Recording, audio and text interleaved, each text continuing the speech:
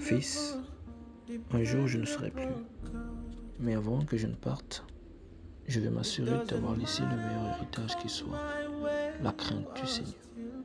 Fils, alors que tu grandis et que tu prends de la renommée, fais attention aux églises où l'on n'insiste pas sur la crainte du Seigneur, les églises où l'on ne prêche pas sur la sanctification. Fais attention aux églises où l'on ne veille pas sur l'obéissance inconditionnelle de la parole de Dieu par le peuple. Fais attention aux églises où l'on justifie le péché par le prétexte de la grâce. Le péché ne doit jamais être justifié au sein de l'église. Le péché doit toujours être condamné, peu importe qu'il semble grand ou petit, car devant Dieu, il n'y a pas de grand ou de petit péché. Le diable reste le diable, même s'il porte la veste. Un soldat reste un soldat, même s'il est en civil. Il en est de même pour le péché. Peu importe la forme qu'il prend, le péché reste le péché et il doit être condamné.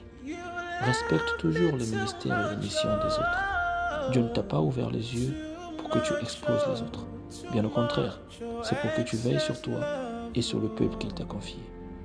Dans vos églises aujourd'hui, vous avez remplacé l'évangile par Dieu m'a dit et par je vois.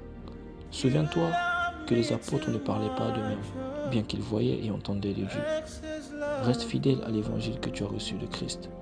Avec lui, tu gagneras les cœurs.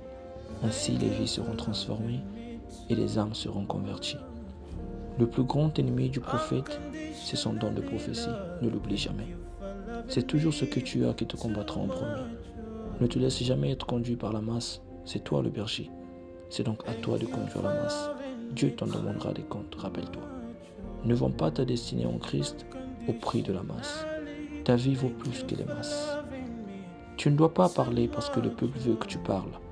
Tu ne parleras que lorsque Dieu te demandera de le faire. En toi, il y aura toujours 3 voix qui parleront, ne l'oublie pas. Il y a toi, il y a Dieu, puis il y a le vieil homme. Veille toujours que ce soit Dieu qui parle, toutefois que tu t'adresses à son peuple. Le vieil homme ne sera jamais chassé loin de toi, aussi longtemps que tu vivras sur terre. Il est une partie de toi, lorsqu'il est rattaché par ta chair, mais tu peux toutefois le priver de parole. J'espère t'avoir été d'une grande utilité de mon vécu. Ah, j'allais oublier. Tu rencontreras des gens dans ton parcours, mais tous ne resteront pas. Tous ne seront toujours pas là pour toi. Oui, toute chose passera, mais Dieu ne passera jamais. Cette parole doit également trouver son sens dans ta vie. Sinon, Dieu ne serait pas réellement à sa place dans ta vie. Il est notre dernier refuge, mon enfant. Dieu a placé dans nos vies les gens par saison. Quand la saison prend fin, ils s'en vont, et certains d'entre eux disparaissent sans même laisser de traces. Voilà pourquoi ça s'appelle parcours. Tu ne peux courir et avoir la même référence en tout point. Au fur et à mesure que tu cours, les références changent, mais la piste reste la même. Les séparations, elles peuvent s'avérer très difficiles, mais il faut les accepter, car dans l'ombre de chaque séparation se cache une nouvelle connexion. Voilà mon fils, j'en ai fini avec toi.